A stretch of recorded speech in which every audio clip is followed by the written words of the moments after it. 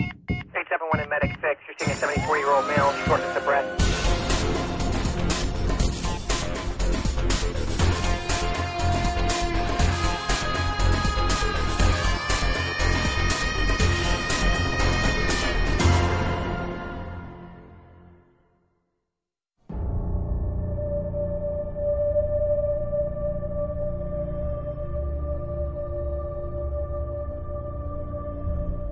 Disasters and mass gatherings require extraordinary medical response. Federal medical resources have not always been provided in an organized form. In fact, it wasn't until after massive hurricanes and earthquakes occurred in the 60s and 70s that the Disaster Relief Act of 1974 was created. This initiated a formalized process for declaring disasters and obtaining assistance. Still, throughout the 70s, emergency response and disaster activities continued to be fragmented, prompting President Carter to establish FEMA, the Federal Emergency Management Agency, and merging many of the 100 separate disaster-related agencies. Over time, disaster responses were evaluated and lessons learned tallied. Further changes attempted to improve the way the federal government provided assistance to state and local governments. Following the attacks of September 11th, FEMA was moved to the new Department of Homeland Security, and the National Response Plan was introduced. The National Response Plan, NRP, integrates the National Incident Management System and utilizes a wide variety of best practices from the fire service, EMS, law enforcement, emergency management, and many other disciplines. Timely requests and utilization of federal resources is vital in reducing mortality and morbidity during major disasters. Failure to act or anticipate needs causes delays, can have a detrimental effect on an entire community. State governors must make the request to the regional FEMA office for assistance. One of the many response divisions that FEMA oversees is the National Disaster Medical System, or NDMS.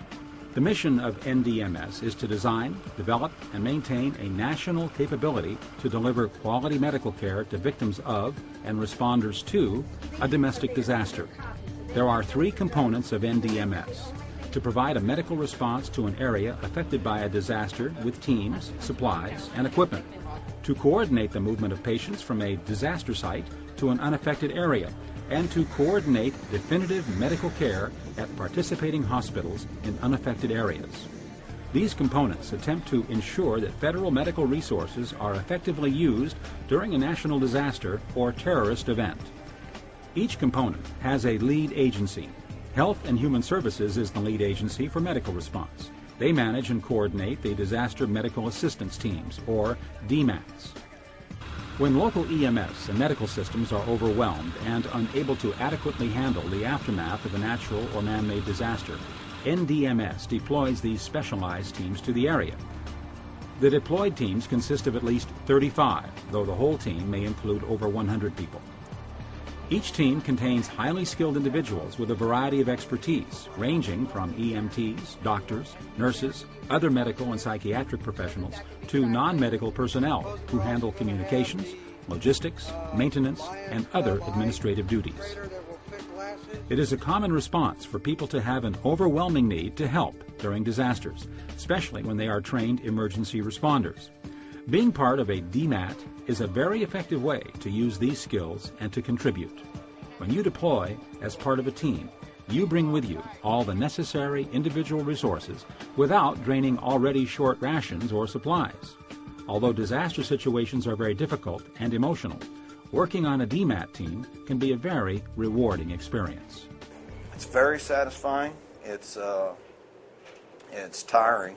You work a lot of hours. But when you go home at night and you lay down and you look out across here and you see how many people you've helped, you're ready to get up and do it again the next morning. DMAT members train individually and as a team in local and national disaster exercises all over the country. These drills sharpen skills and better prepare them to work with other agencies during an emergency. We train constantly. We have a field training exercise every year, and so we're always, quote, ready for this mobilization. But we had about a 5 to 7 day notice to get your equipment ready, and just the problem was where we were going to be placed. So that's the only problem. You can't rush into a fire with the roof collapsing. So we had to wait till things settled down and we could figure out where we're going to be put. When deployed to disaster sites, DMATs bring with them sufficient supplies and equipment to sustain their group for at least 72 hours and stock enough gear and supplies to care for 250 patients per day. We train for the worst and hope for the best, and we set up our tents. Every time we do a field training exercise, we set up our tents in an austere environment to where we have little of nothing. And then when we come to a place like this, it makes everything a little more convenient because we have a little more shelter and cover over our heads.